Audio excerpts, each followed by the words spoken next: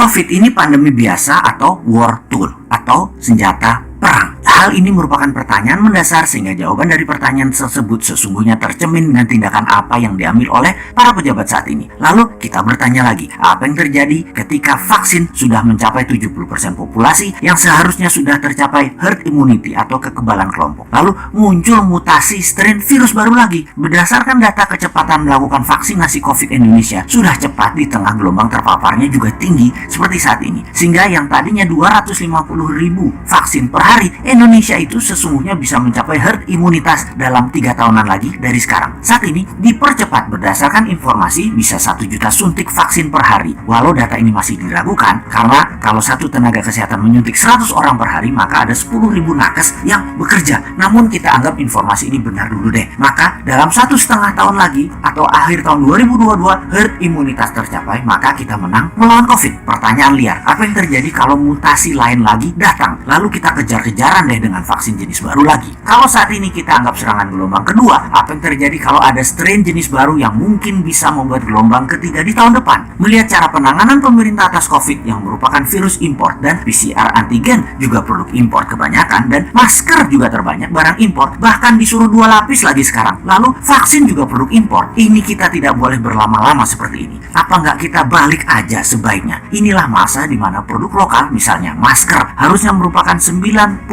masker yang beredar di Indonesia saat ini adalah buatan lokal. Antigen tes lokalnya harus 100%. Vaksin lokal harus 50%. Atau obat peningkat imunitas yang lokal harus digenjot. Agar kalau virus mutan lagi, kita nggak terus bergantung impor yang akan membuat ekonomi negara digerogoti uang keluar atau flight capital. Sudah cara bernegaranya membatasi uang beredar menjadi tipis di tanah air. Uang tadi ditarik keluar dengan berbagai kebutuhan impor dan tunai di tanah air harus hidup dengan pinjaman dolar asing dan yuan. Rupiah kok jadi nggak berdaulat ya? Pastinya karena kebijakannya terlalu impor. Walau bisa terlihat benar karena semuanya dalam keadaan darurat, tapi kalau bernegaranya daruratnya berkepanjangan seperti ini, sebenarnya bisa nggak masuk kategori salah kelola atau mismanagement bernegaranya. Lebaran tahun 2020 nih ya, kita nggak boleh mudik, pulang kampung, mudik apalah itu. Lalu tahun 2021 berlaku lagi, nggak boleh mudik lagi. Oke lah, kita manut 2 kali ya kita manut. Walau ada beberapa orang nggak tahan melakukan pulang kampung yang katanya mereka lah penyebab meledaknya gelombang kedua paparan COVID sekarang. Oke lah, argumen ini diterima. Tetapi kalau tahun depan 2022 masih lagi, ini namanya nggak bisa kelola. Setuju nggak kalau hal ini kita sematkan? Nggak bisa kelola negara karena 3 kali berturut-turut kita nggak pulang kampung. Kembali ke pertanyaan awal. Kita bisa simpulkan dari pertanyaan pertama oleh pemerintah saat ini, COVID adalah pandemi biasa, bukan war tool atau senjata perang biologi. Menjawab pertanyaan kedua, kalau ada strain baru, maka sepertinya ya ikut aja atas apa yang akan terjadi nanti. Kumaha engke, tak ada antisipasinya, yang ada hanyalah mudah-mudahan nggak ada mutasi lagi. Kalau terjadi berlawanan, ini senjata biologi